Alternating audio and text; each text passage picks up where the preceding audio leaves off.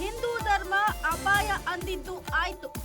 ಈಗ ಮತ್ತೊಂದು ವಿವಾದಿತ ಹೇಳಿಕೆ ಕೊಟ್ಟ ರಾಜ. ಹಿಂದೂ ಧರ್ಮದ ಸಂಕೇತ ಚಿಹ್ನೆಗಳನ್ನ ಧರಿಸಬೇಡಿ.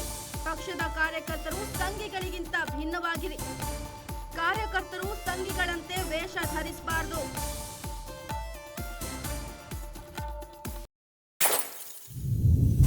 ಡಿಎಂಕೆ ಧೋತಿ ಧರಿಸಿದ ನಂತರ ಚಿಹ್ನೆ ತೆಗೆದುಹಾಕಿ. ಬಿಂದಿ, ತಿಲಕ, ಯಾವ ಧಾರ್ಮಿಕ ಗುರುತನ್ನೂ ಧರಿಸಬೇಡಿ. ಪಕ್ಷದ ಕಾರ್ಯಕ್ರಮಕ್ಕೆ ಬಂದಾಗ ಅದನ್ನ ತೆಗೆದುಹಾಕಿ. ಸಂಘಿಗಳು ಕಾರ್ಯಕರ್ತರು ಯಾರು ಅಂತ ಗೊತ್ತಾಗಲ್ಲ. ಡಿಎಂಕೆಯ ಸಂಸದ ರಾಜ ವಿವಾದಾತ್ಮಕ ಹೇಳಿಕೆ. ಈ ಹಿಂದೆ ಹಿಂದೂ ಧರ್ಮ ಅಪಾಯಕಾರಿ ಎಂದಿದ್ದ ರಾಜ ಈಗ ಮತ್ತೆ ಸಂಸದ ರಾಜ ಉದ್ಧಟತನ ಹೇಳಿಕೆ. ಪದೇ ಪದೇ ಹಿಂದೂ ಧರ್ಮದ ವಿರುದ್ಧ ವಿವಾದಾತ್ಮಕ ಹೇಳಿಕೆಗಳನ್ನ ಕೊಡ್ತಾ ಬಂದಿರುವಂತಹ ರಾಜ ಇದೀಗ ಮತ್ತೊಮ್ಮೆ ಹಿಂದೂ ಧರ್ಮದ ಬಗ್ಗೆ ಕಾಂಟ್ರವರ್ಸಿಯಲ್ ಸ್ಟೇಟ್ಮೆಂಟ್ ಅನ್ನ ಕೊಟ್ಟಿದ್ದಾರೆ.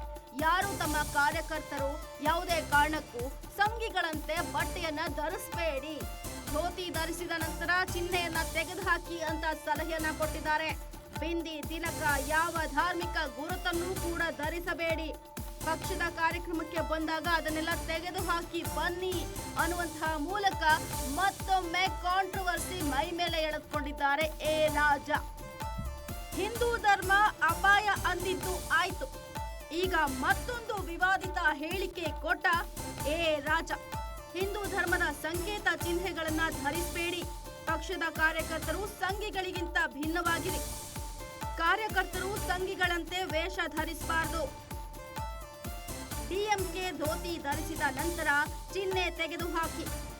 ಬಿಂದಿ, ತಿಲಕ, ಯಾವ ಧಾರ್ಮಿಕ ಗುರುತನ್ನೂ ಧರಿಸಬೇಡಿ. ಪಕ್ಷದ ಕಾರ್ಯಕ್ರಮಕ್ಕೆ ಬಂದಾಗ ಅದನ್ನ ತೆಗೆದುಹಾಕಿ. ಸಂಘಿಗಳು ಕಾರ್ಯಕರ್ತರು ಯಾರು ಅಂತ ಗೊತ್ತಾಗಲ್ಲ. ಡಿಎಂಕೆಯ ಸಂಸದ ರಾಜ ವಿವಾದಾತ್ಮಕ ಹೇಳಿಕೆ. ಈ ಹಿಂದೆ ಹಿಂದೂ ಧರ್ಮ ಅಪಾಯಕಾರಿ ಎಂದಿದ್ದ ರಾಜ ಈಗ ಮತ್ತೆ ಸಂಸದ ರಾಜ ಉದ್ಧಟತನ ಹೇಳಿಕೆ.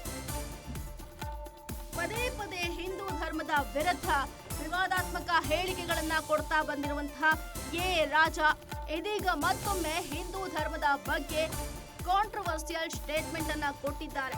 ಯಾರು ತಮ್ಮ ಕಾರ್ಯಕರ್ತರು ಯಾವುದೇ ಕಾರಣಕ್ಕೂ ಸಂಘಿಗಳಂತೆ ಬಟ್ಟೆಯನ್ನ ಧರಿಸಬೇಡಿ.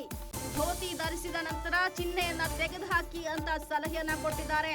ಬಿಂದಿ, ತಿಲಕ, ಯಾವ ಧಾರ್ಮಿಕ ಗುರುತನ್ನೂ ಕೂಡ ಧರಿಸಬೇಡಿ. ಪಕ್ಷದ ಕಾರ್ಯಕ್ರಮಕ್ಕೆ ಬಂದಾಗ ಅದನ್ನೆಲ್ಲ ತೆಗೆದುಹಾಕಿ ಬನ್ನಿ ಅನ್ನುವಂತಹ ಮೂಲಕ ಮತ್ತೊಮ್ಮೆ ಕಾಂಟ್ರವರ್ಸಿ ಮೈ ಮೇಲೆ ಎಳೆದುಕೊಂಡಿದ್ದಾರೆ ರಾಜ.